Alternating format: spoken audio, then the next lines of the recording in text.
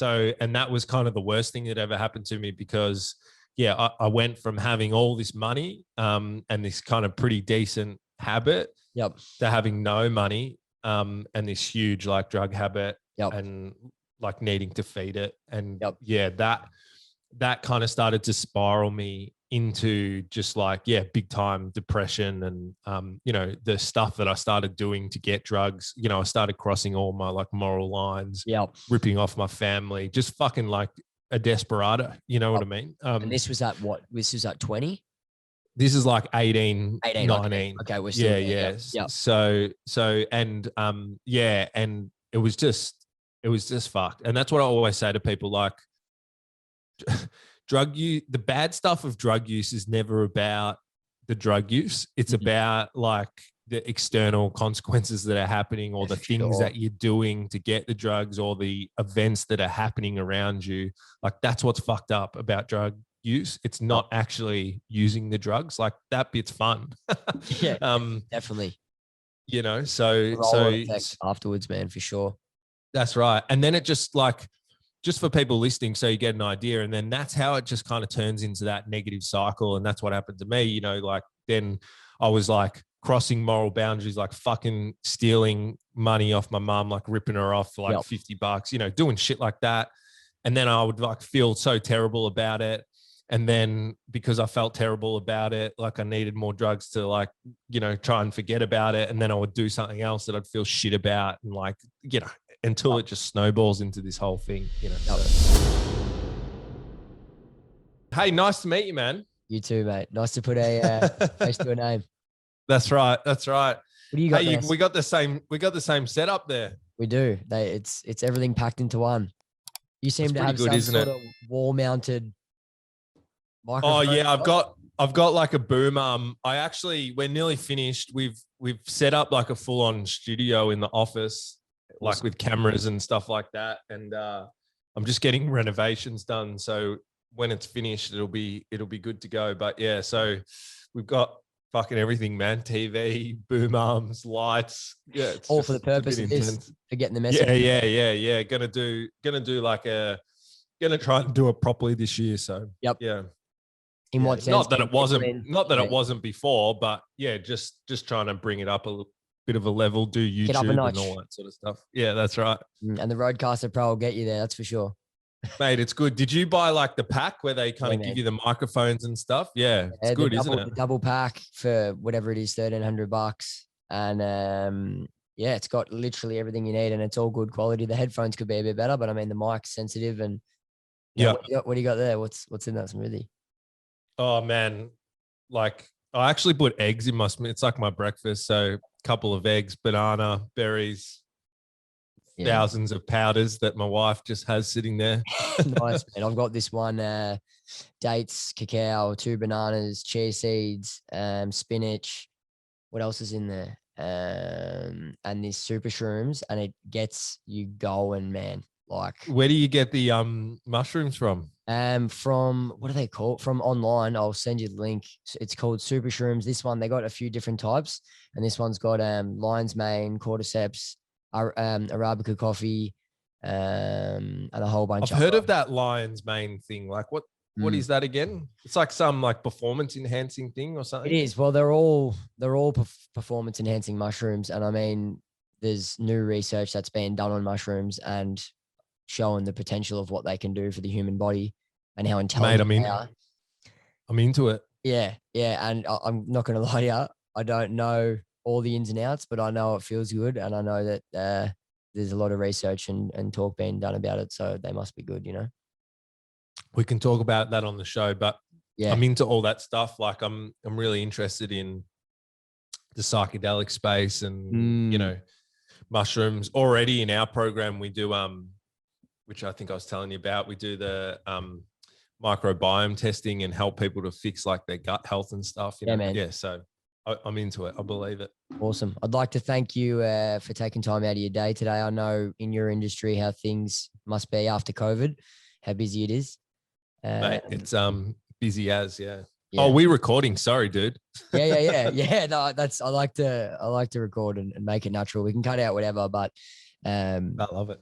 yeah, I like to just keep it authentic, but I'll send it to you and you can suss it out. So, yeah, I basically just want to, get the message out about you to the world in a sense of, relatability and your journey. And there's a lot of people out there that are going through similar things. And I think that, you're one of many inspirations. And I think it'd be awesome to get your journey to make people feel safe space and relatable to, yeah.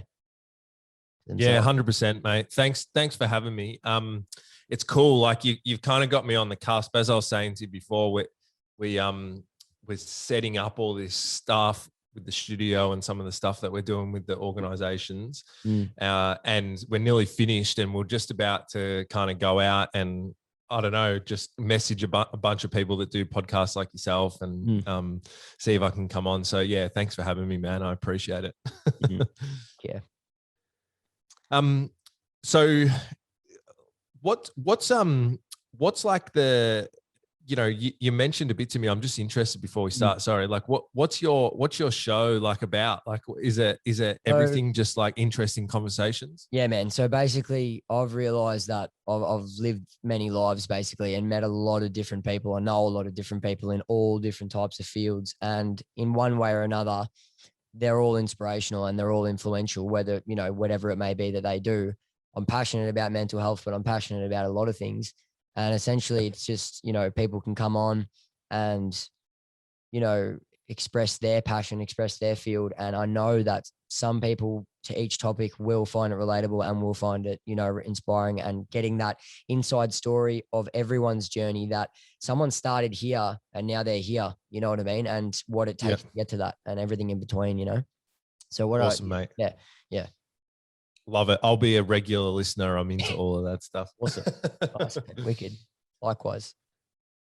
So yeah, I sort of just want to take it back to the beginning of your journey and, in the early years, getting into the drugs and, when it became a problem, and then we can essentially go from there, and yeah, cool. So I guess the 3-minute kind of origin story to to paint the picture for everyone is I really grew up in like a middle class family, but interestingly enough for me, I think at the start, like my parents split when I was young, and my mum had me pretty young. So how old's young? I always like 20, I think she was, which is young these days. Maybe back then it wasn't as young, but she still says that she was young compared to her mates.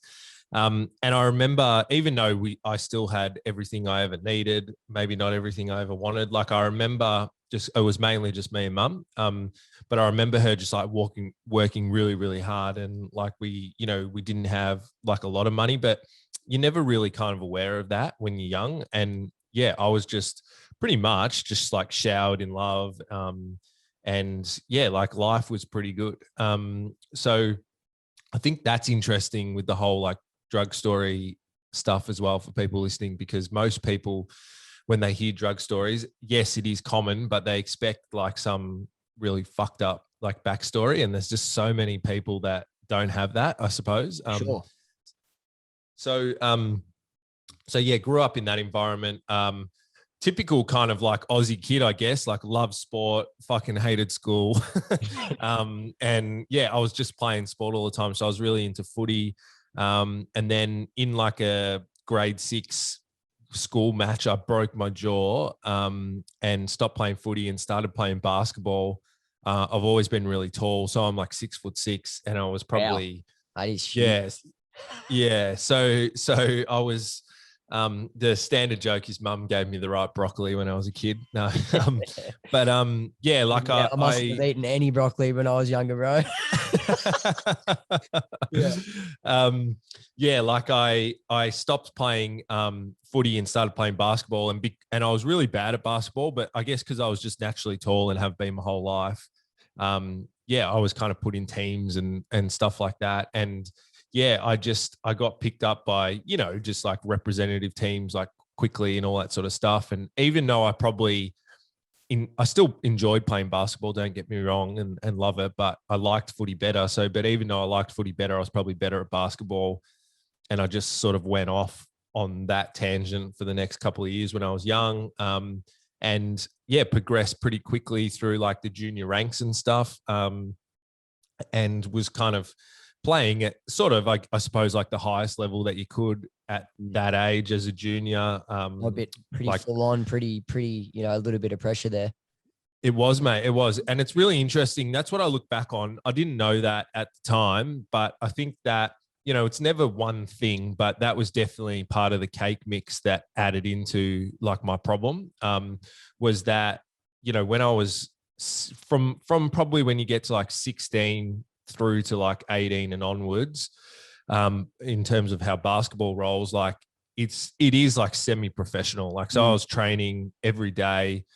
When I was like 17, I was training mornings and nights most days, playing Fridays and most Saturdays, and then training Sundays. So it was like a 7-day a week. I played a little bit of rep for Frankston, for I think it was only Blues or whatever it is. Blues, yeah. And I can definitely understand the pressure you're talking about for sure.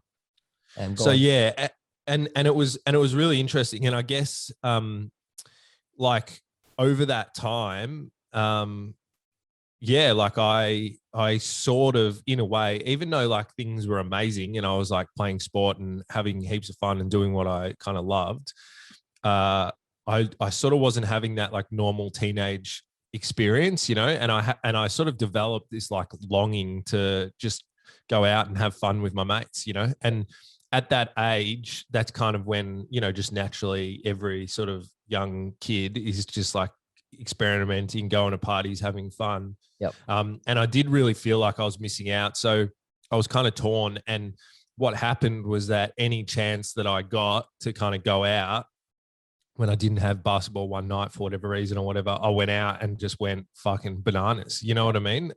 And that's kind of, when I reflect back on it, I really can kind of see how that impacted me, big time. And also the other thing that I've found in kind of hindsight about my personality as well is that I'm really like all or nothing kind of cat, I just like, if I do something, I'm either don't give a fuck about it and won't do it at all, or like I'll be into it, everything like just crazy straight away. And have that real like obsessive kind of compulsive nature.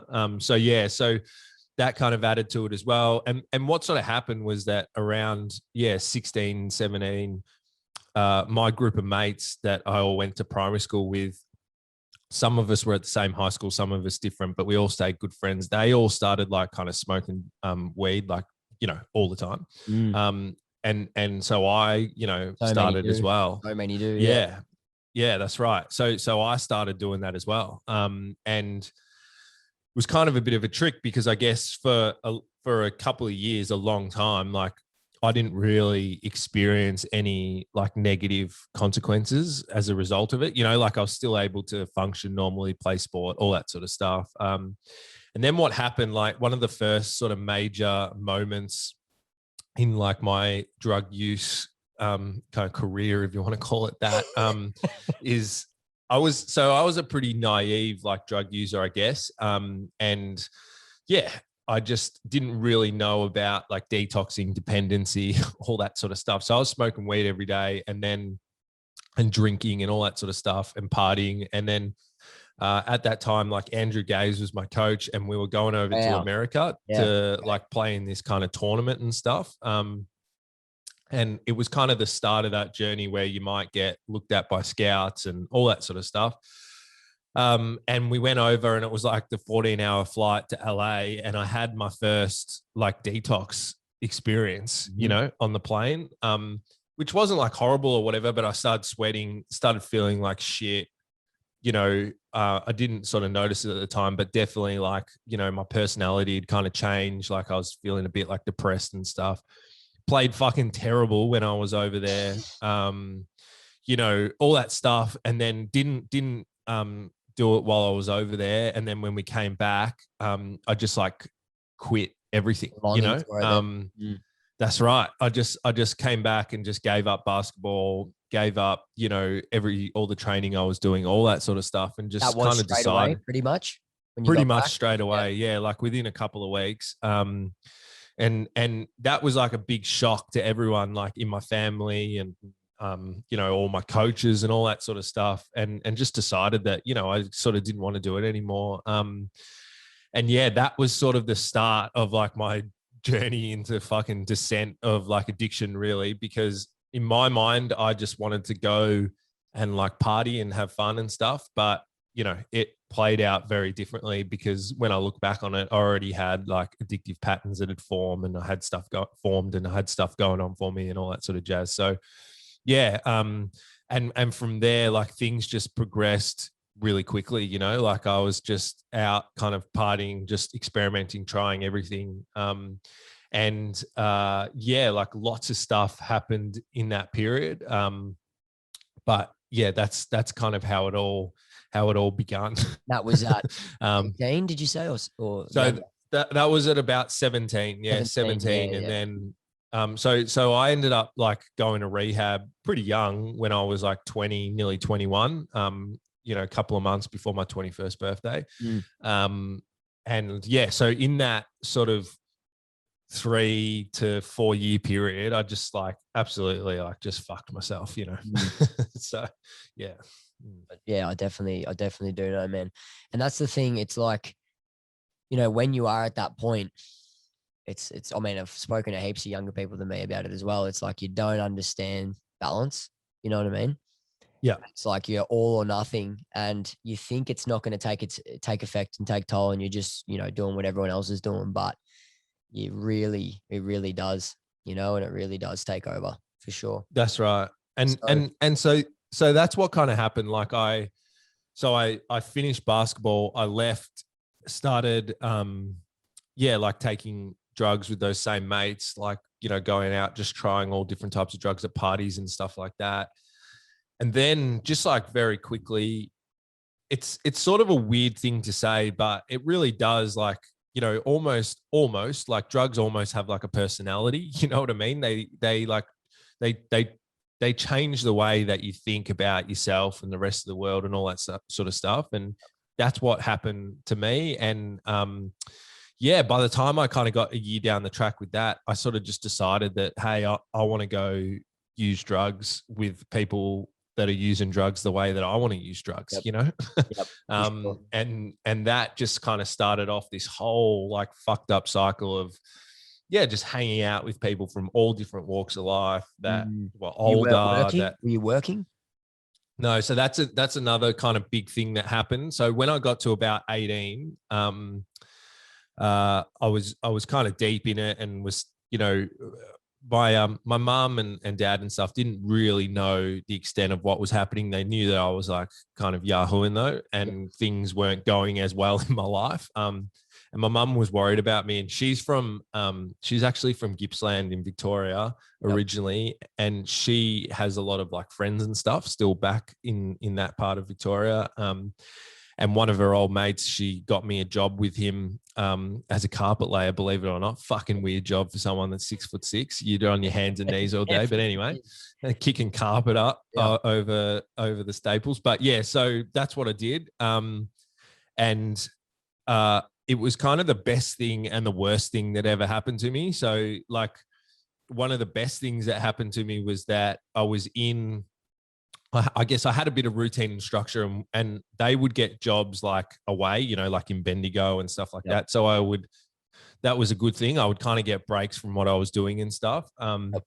But I also was in like a pretty good environment. They were sort of like knock around good blokes from the country. And like, I actually learned a lot of how to be like a decent kind of guy, you know, and a good bloke. Was there a heavy And alcohol influence though went on those trips away, or was it pretty tame? no, it was pretty good. So my Yeah, nice. boss actually, and that was another good thing. It was interesting at the time. I think he drinks now, but it's kind of funny to explain them because they were like your typical like sort of country like larrikins, but Yeah. like really good dudes. You know what I mean? Like really nice people. And he didn't drink. He didn't drink. I think he had something happen earlier in his life or something to do with whatever, or he was Usually the into case. sport or yeah, something like that. And he wasn't a drinker, so there wasn't a lot of that kind of culture.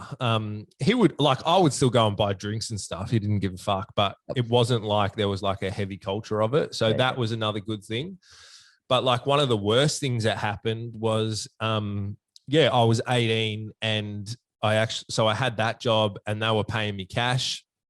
And then I also had another job that my grandpa got me with another carpet. Yeah, Well, that's right. That's right.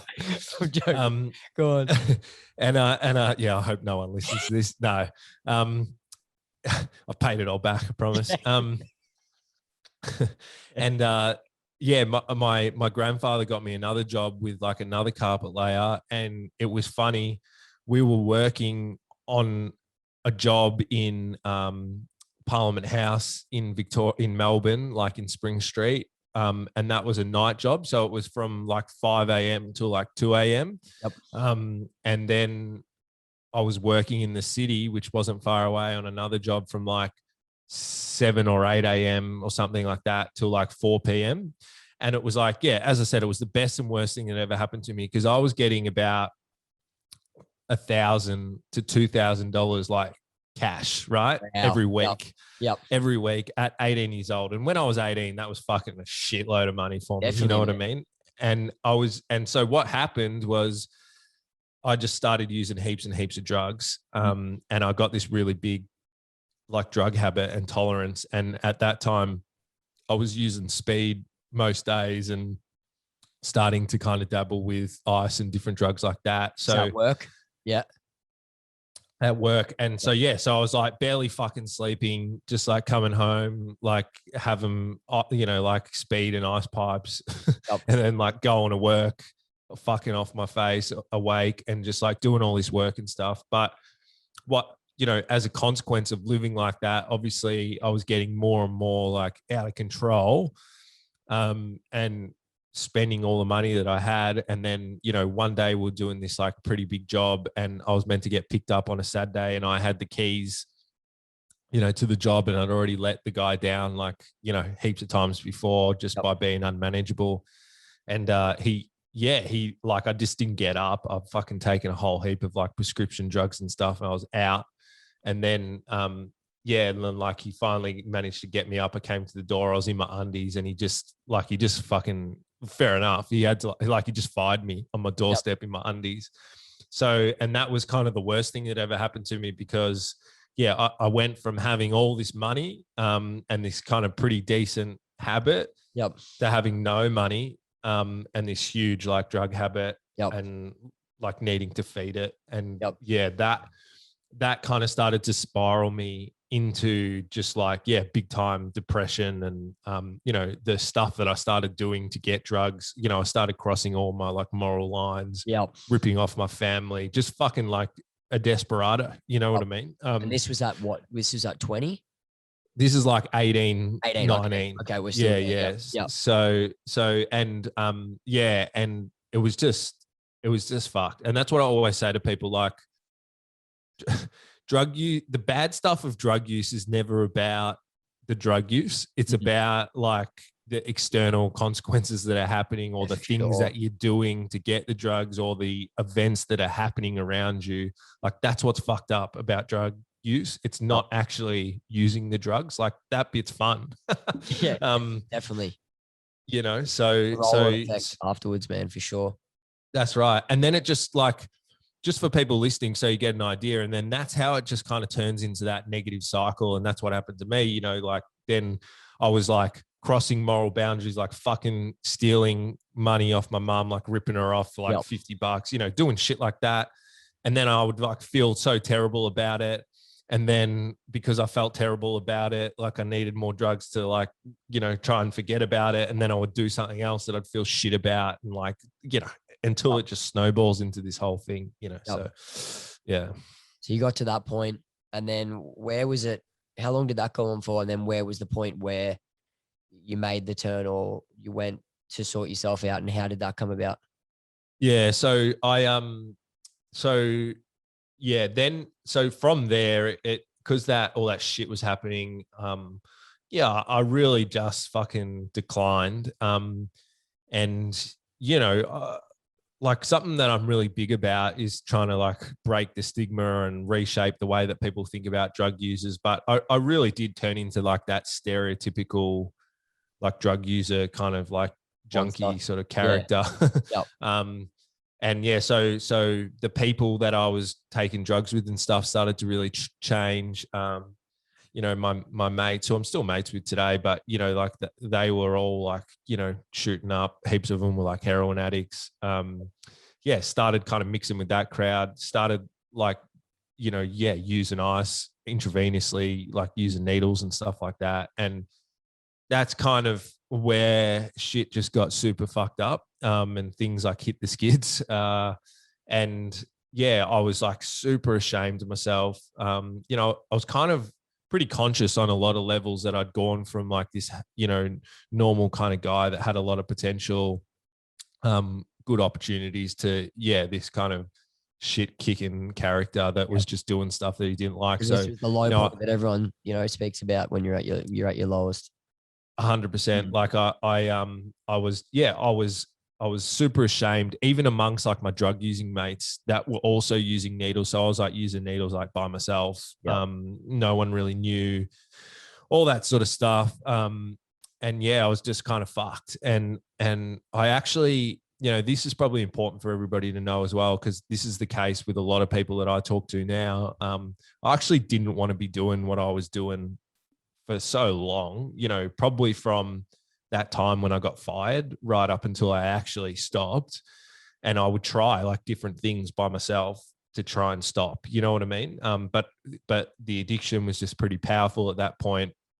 Never really got like the right help or talk to the right people or whatever it was. And I just kept going. And, you know, I had all that stuff happening for me, you know, like, what the fuck's wrong with me? Like, I don't want to be doing this. Why do I keep doing this? You know, all that sort of stuff. And then the breaking point, there was a couple, right? So I think the other thing that I say to people is that like rock bottoms aren't enough to like make people stop and turn their life around. All they do is like provide you with a window of opportunity to kind of capture someone and help them maybe to make a different decision, because they're just like fucking at a loss of like what's going on in that moment of time. Yep. So, you know, I had heaps of different rock bottoms, like a really big one that happened 6 months before I actually stopped. So I was probably about like, you know, like 19 or maybe 20 or something. Yeah, I was like, at that point, things had kind of progressed. So I was like suicidal. I was, yeah, like going into psychosis a lot. So like talking to myself, Yep. and just like doing all this weird shit. And yeah, I went to this place with these like group of people that were like kind of crims. Their house was like a chemist. I was already like intoxicated, and I just decided that like I was going to like kill myself that night. Took a whole bunch of like prescription pills. They found me in in the morning, apparently, like frothing at the mouth. Like I'd like choked on all the like pills and shit because I like, didn't fall asleep properly, like with my Yep. head to the side, or my head was like to the side or something. I don't know. I was still alive, but I'd like choked on all these pills. They like took me out the back, left me to die in this like alleyway. I was super fucking lucky that some passerby like saw me and called the ambulance, got picked up by the ambulance. They like revived me in the hospital and all this stuff. And this was like a real super low point where it was like the first time I knew that I didn't want to be doing what I was doing, and I knew things were bad, but it was the first time that I really went like, whoa, like this is super fucked up. Because what happened, I was in the hospital, and then as soon as I kind of like came to and became like a bit like conscious of what was going on, I like, you know, like ripped all the cords out of me and said like I'm leaving. And I went straight back to like the people that had just like left me to die in the Yep. alley and like used drugs with them. And then when I was walking away, I was like, fuck, you know, I was just like shattered, and I just Yep. like could not believe what I'd just done and all that stuff. And that wasn't enough to like make me stop. You know what I mean? I still went on this kind of destruction path for like another 6 months. And then the breaking point for me was, I was just really desperate. I stole like about 7.5 grand off someone, and yeah, we just like used it all in a week. All this crazy shit happened, lost my mind. And then at the end of all that, like a mate just kind of dropped me off at the train station. I was feeling like super depressed. I went to go buy a Big M. And then I like didn't even have like $5 in my pocket. And I was just fucking shattered. And yeah, like it sounds a bit extreme, but at that point I'd just been like rolling around in like one pair of clothes. I literally like had holes in my shoes and shit. And I just went back to mum's house. And at that point she'd like kicked me out because I had a younger brother and all that sort of stuff. And yeah, we'd been through different things, but she like let me in this time. And it was really weird. Sounds really cliche, but it's what happened. She had this like big mirror in her bathroom. And I don't know, I just like kind of went in there and then I like looked at myself and my kind of life flashed before my face. Like it was weird, you know, I just kind of saw how I went from this happy-go-lucky guy, yeah, that had all the opportunities and all the stuff going for him to like your stereotypical, you know, like drug user. And then that's when I asked for help. And I'm so lucky that I got good family and stuff like that because they looked up all the rehabs. They had everything kind of ready to go. You know what and they were able to. You're saying they're cliche, but I think, man, that, you know, everyone walks their path for a reason. And I've heard multiple accounts of, you know, heavy drug users getting to the point where it takes that mirror, looking into the mirror where, you know, something else just goes, that's it. You know what I mean? But I feel like you walked that path for a reason, and the impact you're making now, you know, you wouldn't have been able to have that same connection and impact if you hadn't walked that path. But I just wanted to say that. Continue what you were saying. Yeah, no, 100%. You're right. It is funny, the mirror thing, right? I was talking to someone yesterday for our podcast, and he was like a porn, you know, like had a porn addiction, and his turning point was he was standing in the mirror in the nud, and he like looked at himself and he's like, what am I fucking doing? You know what I mean? So it's like, it's something about the mirror. Yeah. It's something about the mirror. And then, you know, I think this is probably important for people listening, you know, to just kind of understand what addictive patterns are like, because this is something that I see like all the time. And yeah, to kind of understand how things happen is that, you know, so all that shit happened. And in that moment, when I asked my mum for help, I was 100% genuine. I wanted like everything to change, you know, all that stuff. But like, the next day and the next couple of days, when it was time to go to the appointment and the assessment at the rehab, I fucking didn't want to go. You know what I mean? Like the madness had like kicked back in, and I wanted to like, you know, go and keep using. And I went to the appointment like within the back of my mind, like thinking like, you know, I'm just going to breeze through this, and then that, you know, I'm just going to tell them what they want to hear, and that'll be it, you know. On your shoulder. That's right. That's right. But I was really lucky at the appointment. The person that did the interview with me, was a little bit like me. They were professionally qualified and stuff, but they'd actually kind of been through addiction, and we talked about some things. And it like, I'd never experienced that before, and it sort of blew my mind. You know what I mean? I was like, fuck, I've never heard anyone talk like that before. Like, oh, maybe this is a thing. And she told me, it was about a week before I could get into the place or whatever. And she told me for the next week, you know, just like, you're allowed to smoke dope. And like my mum's face just went white. And I just thought that was sick. You know what I mean? Least of your worries, Mum. That is the least of your worries. That's right. Well, and that's what the lady said to her. She said, you know, probably probably try not to use this, but you know, for the next week, like smoke as much pot as like your heart's content. So yeah, like poor mum, I was like driving her around all over. Molly cranking. Yeah, just driving her around to like the pot dealer's house, like get weed all the time and all this stuff. So yeah, it was a bit crazy. So, but yeah, that's how it happened. Yeah, nice. So you got from there, and then you went to rehab, and you went through all the rehabilitation processes, and then you went to America, if I'm not wrong. No. So I went through, I went through the rehab and all that stuff. And as I said, like the big turning point for me there was, I met and I'm so passionate about advocating for this these days, and there needs to be more of it. And we're actually doing something to try and help that along, because it doesn't exist like in this format as well as it does in the private format. You know, I was lucky enough that my mum kind of saw what was happening to me and she took private health insurance out on me. And as I said, I was like so lucky that I was able to have those opportunities, because not everyone does. But yeah, in this place, all the people were professionally qualified and stuff. But yeah, they'd all been through addiction. And that was like so powerful for me, just to kind of help me to like trust. And it wasn't at the rehabilitation center, it wasn't so much about, like the stories that they had, because they were quite different to me. You know, a lot of the counselors were like, you know, smackies, like heroin addicts and shit that had these like crazy fucking gangster stories, like out the back of Croydon and all this stuff. And that wasn't my story, but it was them being able to intimately explain to me how they were thinking and feeling and how they do think and feel. I've never heard anybody talk like that before. And it was like amazing. It was so powerful, just to relate to it. And that's what really kind of got me through, because that's what it's about. When you get to that point, you don't believe anymore that you can change, you know, because you just fucking smashed yourself into the ground so many times before that. And I was, yeah, like there's a common saying, like I was hopeless, you know, and light years away from reality.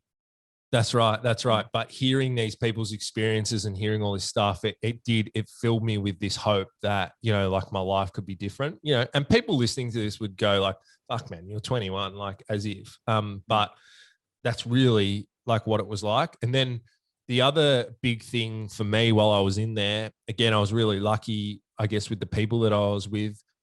There was a few important people, but there was one guy, right? There was one guy. And to this day, he's probably still like one of the sickest people that I've ever met in my life. He was like, he's unfortunately, he's probably passed away now because he was pretty messed up, but he was like 38 or something at the time.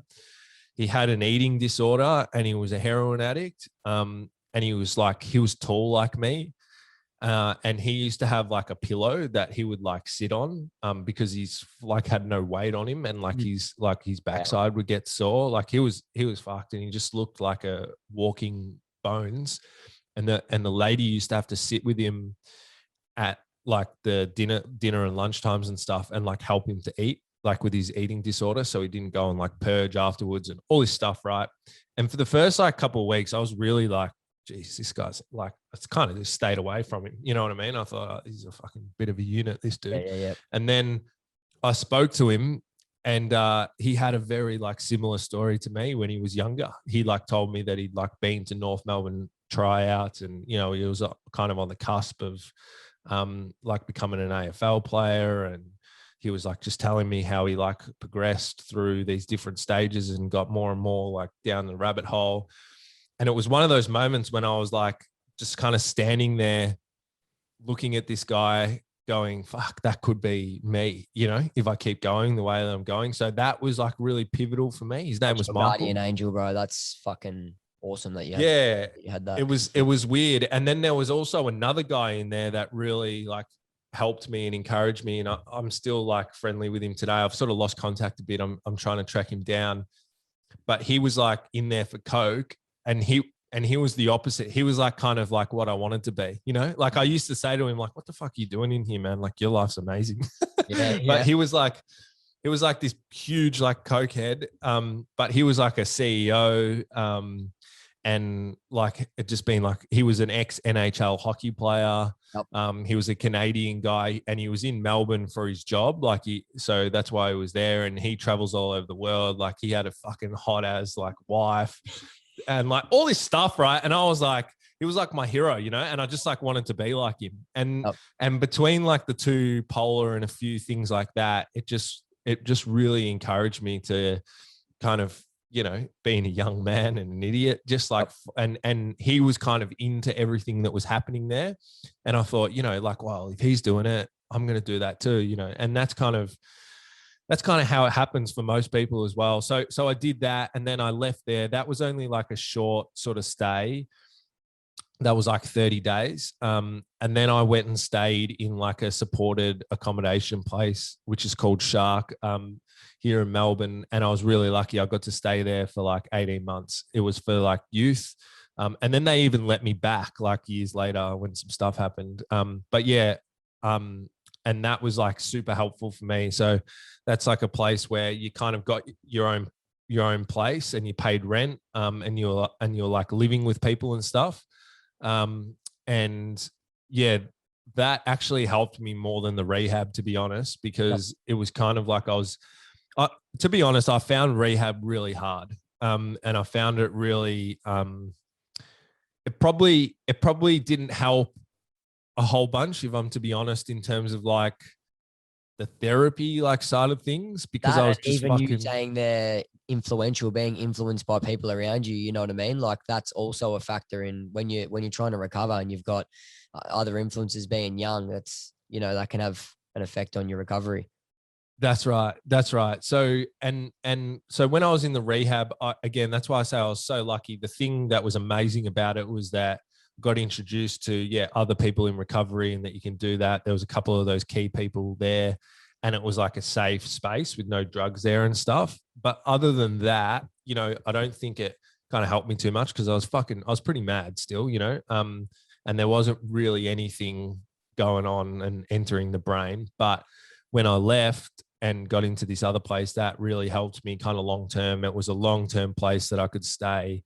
I was around other young people that were trying to do the same thing. I was supported to kind of go back to school and get into my life and all that sort of stuff. And that was huge for me. And I think that's a real big missing piece for people just in general. So yeah, that was pivotal. I went back to school. Like obviously, I've always been someone that never really knew what they wanted to do. When I was growing up, I just wanted to be fucking a sports star.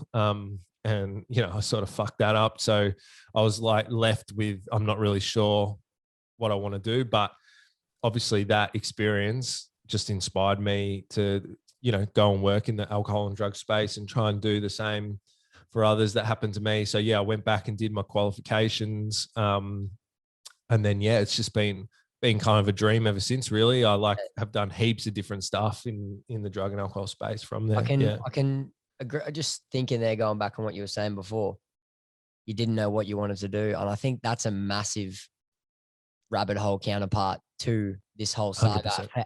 for heaps of people, me as well.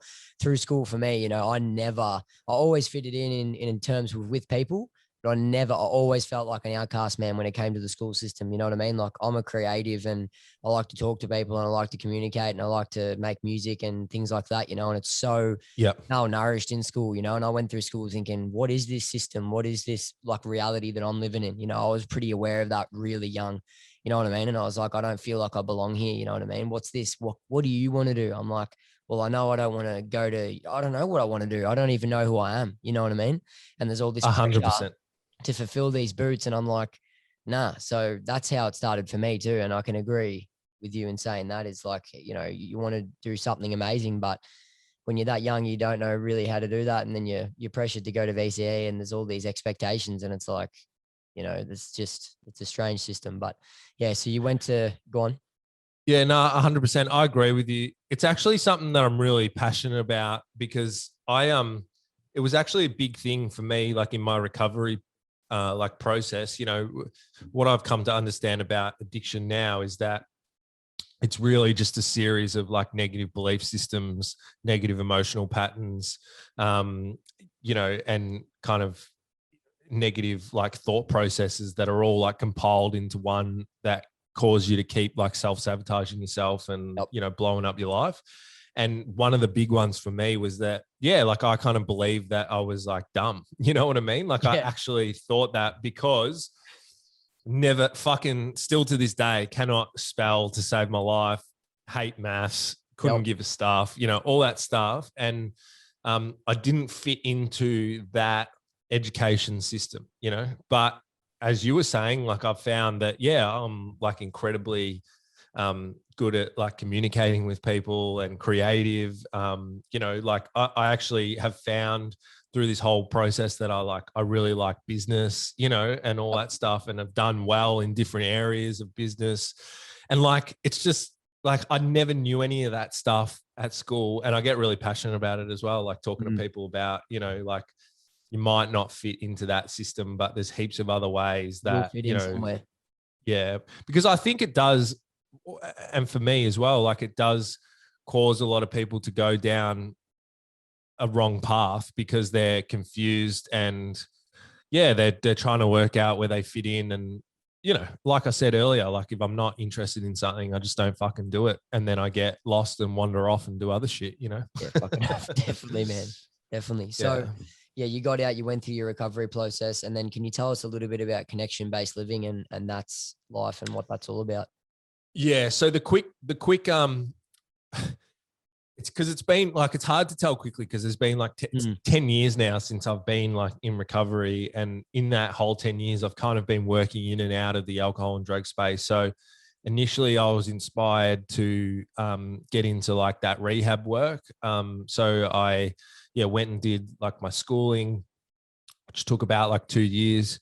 And then from that, like I was lucky to get a placement at this place called rehab, that's still like running now. And that's like a pretty big rehabilitation center in Melbourne here. And at the time though, when I got there, which was like in about, I can't remember, I think it was like 2013 or something. I did my placement there, and it was kind of a bit of like hard work, right place, right time, lucky, you know, like we were up in Ferntree Gully. It was just like a day program at that stage. And it was like a pretty like small business. And yeah, I was just lucky. I kind of got in there, worked for a year, and then some things changed and whatever. And I was lucky that I was able to kind of grow with that company. And that exposed me to like a lot of amazing opportunities. You know, so it kind of went from this small program that was just doing outpatient to about, I think it was only like 3 years later at one stage, I'm pretty sure we had like 35 beds or something. And then and they were all like full. And then like on top of, and maybe even more, I can't remember. There was like 3 houses or something. And then on top of that, you know, we had all these people coming through the outpatient program and stuff. And I did all these different roles there in the company. Yep. And kind of got to see how like a big rehab runs, and be really involved in it. So, you know, I did like center manager. I did, you know, at the end, I was doing like the intake and assessment nationally, and people were coming from all over Australia and stuff. So yeah, that was really cool. And then one of the big things that happened though during that time was, kind of when all the ice stuff went crazy, I was like one of the first people to tell my story in the media, and it went fucking nuts, right? Like it was, I did this one story and I didn't realize, and it got plastered all over like the Herald Sun. And then from there, like no shit, I literally did every single like TV and radio media outlet in the whole country. Like, so I did like The Project, I did like, you know, the Today Show, I did the one on Channel 7, you know, I did everything. Yeah, it was crazy. And I did that all in like 1 week. And then there was heaps of stuff that just flowed on for years and years and years after that.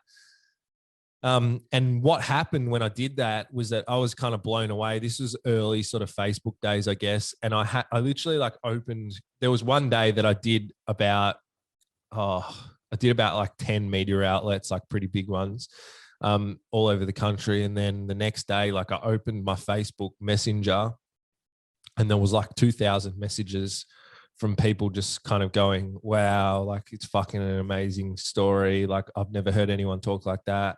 I want some help, you know, all this sort of stuff. And I was just like, oh, yeah, man. And I was blown away. At just how many people that sort of impacted. And that sort of sent me on this journey of like doing my own, you know, my own stuff. So from there, we started Real Drug Talk, which kind of evolved and adapted over the years. But the purpose behind that is to really, change the paradigm in, you know, like dealing with addiction and the way that people think about it, and try and break down stigma and tell people stories, you know, do this kind of stuff, like get things out there through media.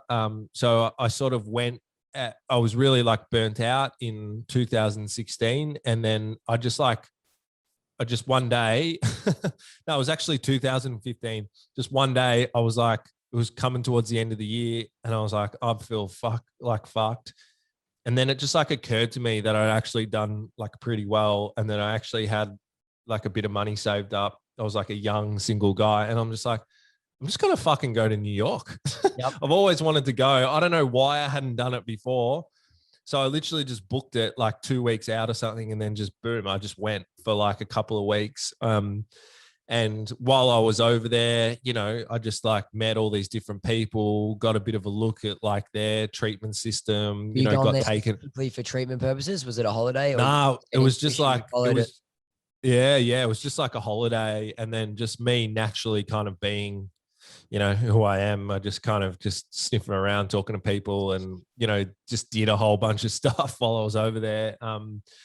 And it was like a fucking amazing experience, but I got time to see how things happen over there, learn about that, like also just like think about myself and what I wanted to do. And pretty much from there, I decided that, you know, like I didn't want to be doing what I was doing anymore.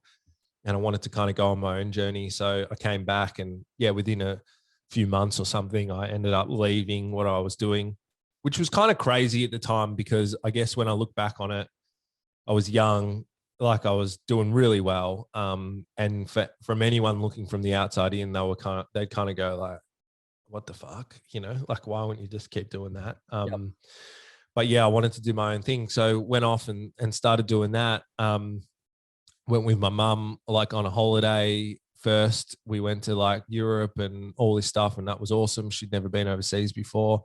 And then came back and yeah, kind of started this journey. And did all this different stuff. So fast forward through all of that now, because I'm so like interested in so many different things. I met with a few people that do business kind of well and whatever, and they said, Jack, we love what you're doing, but it's really fucking confusing. You need to like break it all up. So now we have the Within Collective, which is kind of like a holding company. You could think of it like it's the umbrella where we house all the brands underneath it. And then, you know, we've got a couple of different things that we do. We got the treatment brand, which is connection-based living. We've got Real Drug Talk, which is like the media company side of things. And then we've got Experience Matters Collective, which is another company focused on trying to professionalize the lived experience workforce and create employment opportunities for people that have a lived experience of addiction. And, yeah, you know, I've got other people involved. We're doing all those things. And yeah, man, it's just a blast. It's really cool to just be in a position, you know, to be able to do all the things that like I'm passionate about, you know, like, because I've always wanted to, I love like helping people directly with connection-based living.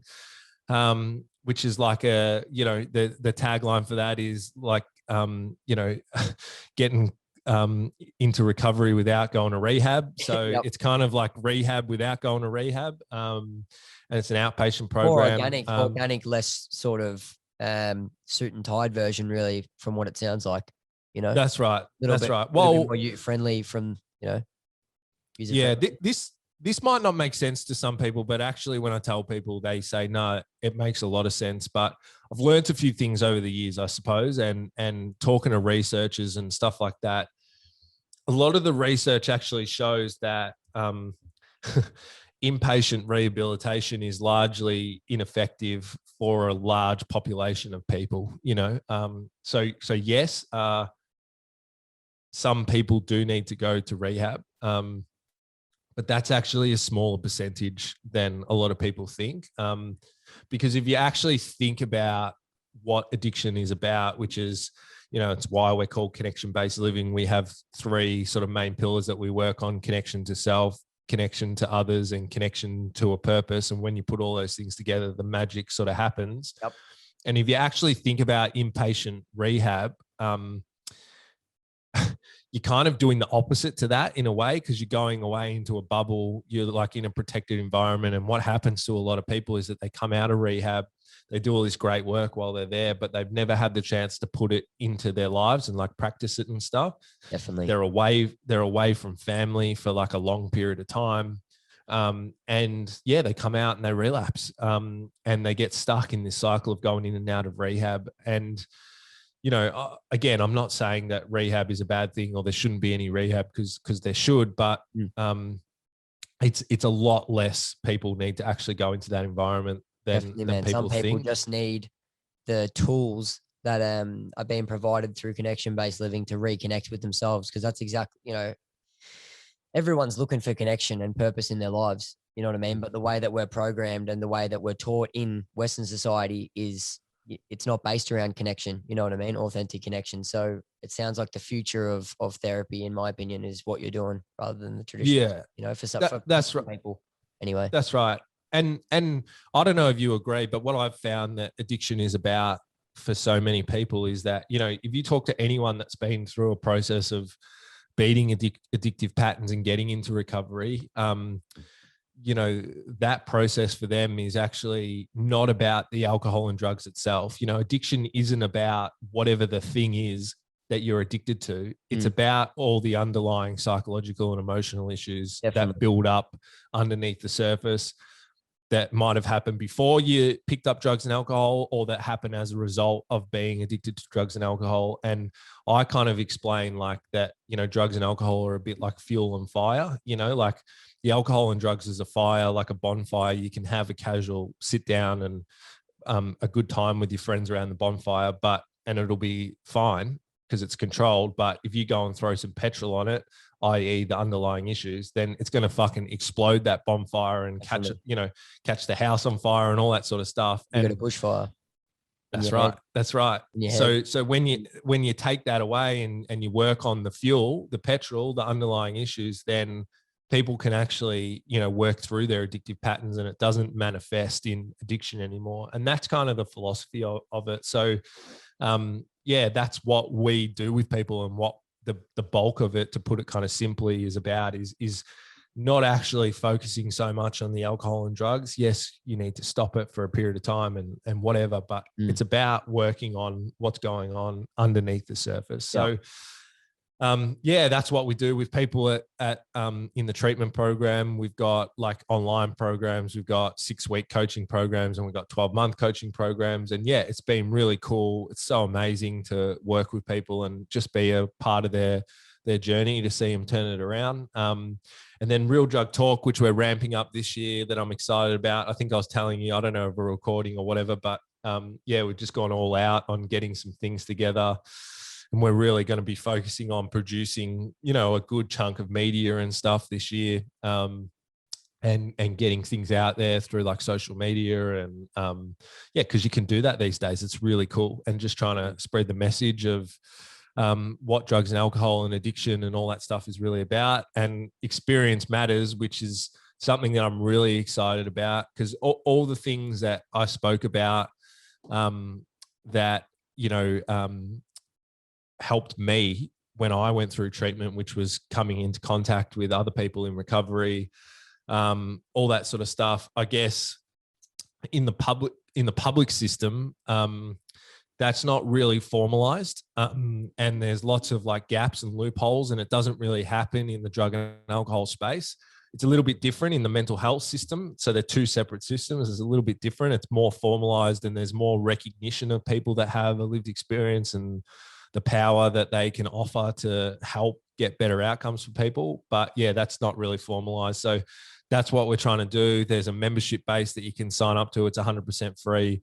We've got another lady that's co-founded it with me. Her name's Lily. That's kind of being the operating beast behind that. That's had similar experiences as well. But yeah, you sign up to the membership, you get free training with it all. And basically we're trying to help create employment opportunities for people. So we're in talks with different employment agencies in the alcohol and drug space that are looking to hire people that are trained peer workers and all that sort of stuff. So yeah, it's really cool and exciting. And that is something that I'm super passionate about, because I think if we could get that into the drug and alcohol public system, fuck, there's going to be so many Oh people man, that get that help. experience based, those two words Mm. there is, yeah, fucking crucial, man. Because when there's people coming to someone, as you said, like you having that relatability when you were in rehab with the fella, the really skinny one who, you know, you related to him and you saw where he was now.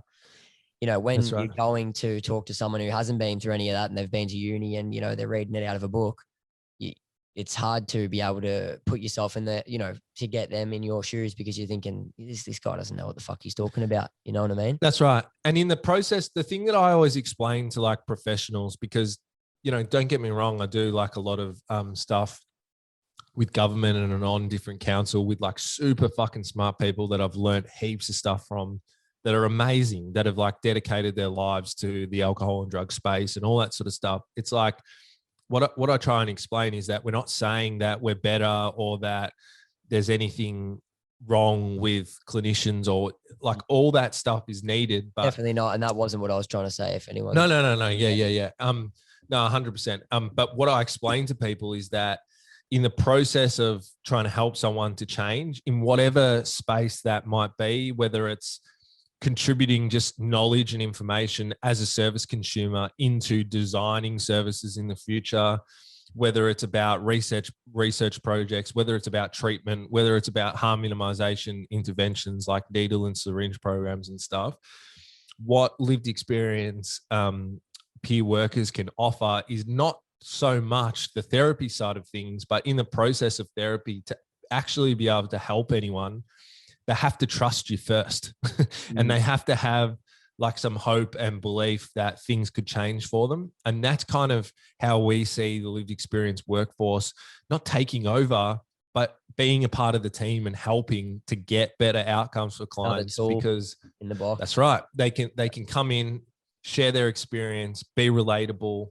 The person in that system then kind of trusts the process a little bit more. Then the therapist can come in and do all the great work with all the different therapy styles that they have to get a great result for someone. And yeah, that's kind of how it fits in. And it's exciting to kind of see it starting to be talked about and happen a little bit more as well. Exciting to hear, man. You know what I mean? It's exciting to hear that that's the way that it's going. And it sounds like you've got an awesome project on your hand. It's also awesome to hear the story that you have had and where you are now. And you should be definitely proud of that, man. And I'm sure a lot of people have been inspired by that. And a lot of people can be, you know, can relate to that. If you had a message to anyone who's in those shoes right now, what would you say to them? Yeah, again, it sounds super cliche, but I just look, I just always encourage people just to, yeah, that's right, yeah, just fucking find the closest mirror and just stare at yourself until something happens. No, don't do that. It's kind of weird. No, like just start talking to someone. You know, just start talking to someone, whether it's your hairdresser, whether it's your personal trainer, whether it's someone on a helpline, whether it's whatever, just start talking to someone, because no one can help you or things can't change if they don't know what's going on, you know? And it doesn't mean that you're going to have to get help that instant. Like, hopefully you want to, if that's what you want to do, awesome. But just starting the dialogue just kind of starts the process of like the stages of change, you know? Yep. And just letting people know where you're at so that they can kind of look out for you is super helpful. And it does, it's kind of been proven with lots of different things. It opens up different things in your mind and helps you to move along those like stages of change quicker if you're actually like talking about it and getting it out there. So that's what I'd say to people is just, you know, call people. There's heaps of stuff out there now for you to be able to talk to someone. And it doesn't matter where you're at as well. I've found as well, like you don't have to be like, I'd convince myself because I'm like, you know, I'm not smoking ice every weekend, you know, I'm this and that, I'm sweet, you know what I mean? But there's so many layers and stages to it as well, to where you're at. Everyone's different. Some people are sweet, but if you're doing one thing and it's affecting you bad, you don't have to be taking something every single day of the week. You can be just doing, you know, you can be taking stuff every weekend and it's still, you know, got the capability to fuck your head up. So That's right. Yeah, being in that position, and then if it's not working for you, just communicate that with your mates and do what you got to do to fucking make that change, Luke, that's actually a really great point. That's something that I actually had in my head to say before when I was telling my story, but forgot to. And it's something that we're really passionate about through Real Drug Talk. What we're trying to do, also what we're trying to do with Experience Matters, is that you're 100% right. Like, drug and alcohol use, not even drug and alcohol addiction, drug and alcohol use is like on a spectrum. And we have to start thinking about it differently, like, so just like you said, like, you don't have to be fucking using ice every day to be wanting help or wanting things to be different. If you are using ice every day, like, I changed the way I think about it. Like, I used to call myself like an ice addict and all that sort of stuff. I don't anymore, because it's not like helpful language, and language like matters. If we're going to break down stigma, and it's something that I'm conscious of when I tell my story, is that yes, my story ended up like that, and I ended up in those positions, and there is a lot of people that do. But if you get like all the public health data, and this is really well like documented, like, I'm actually in the 1 percentile of, like extreme sort of like drug use problems, right? That is actually not the norm. And we always paint people who use drugs in that light. And it holds a lot of people back from, getting whatever help they might want around it or engaging in stuff. And it actually, this is something that I've learned, it actually perpetuates stigma, because it creates like a stereotype in society about what someone that uses and drugs you're all is. right. If you're on the bags every weekend at the pub, you're sweet, because you're not that guy. When that's right. Fact, it's not. That's right.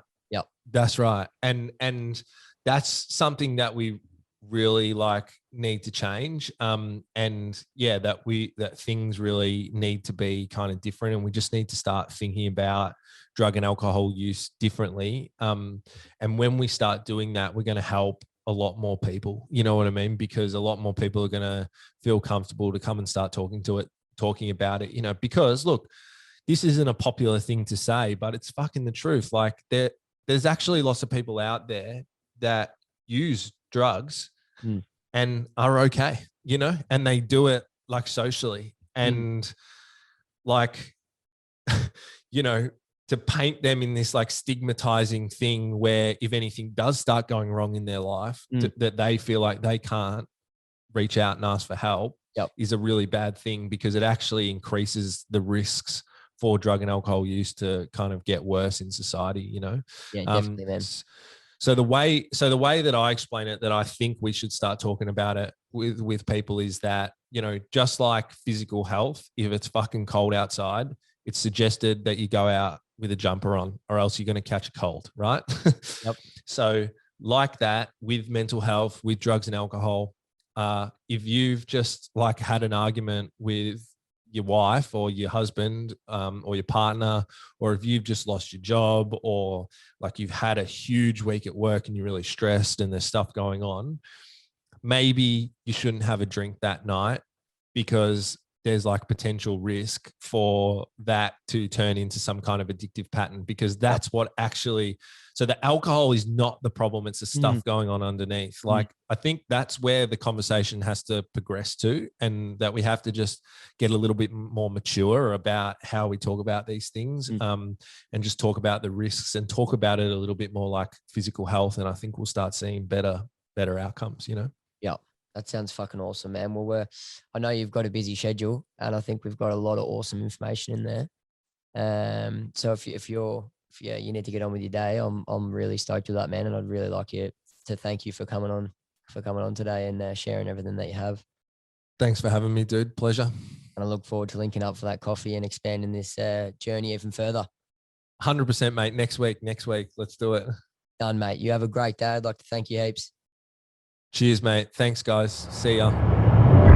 Hey, YouTube watcher. Thanks for watching this video, and I hope you enjoyed it. And I hope you and your family are doing well in these extraordinary times.